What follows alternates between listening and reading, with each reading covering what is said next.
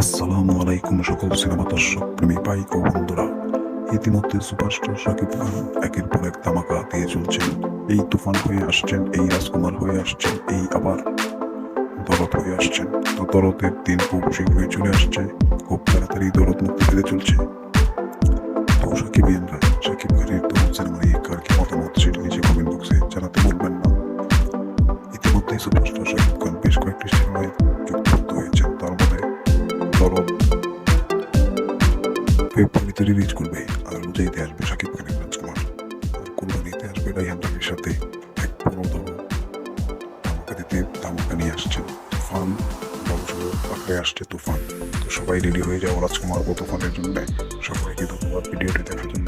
Channel বা পেজে হলে চ্যানেলটিকে সাবস্ক্রাইব করুন, পেজটিকে ফলো দিয়ে রাখুন। ধন্যবাদ সকলকেই।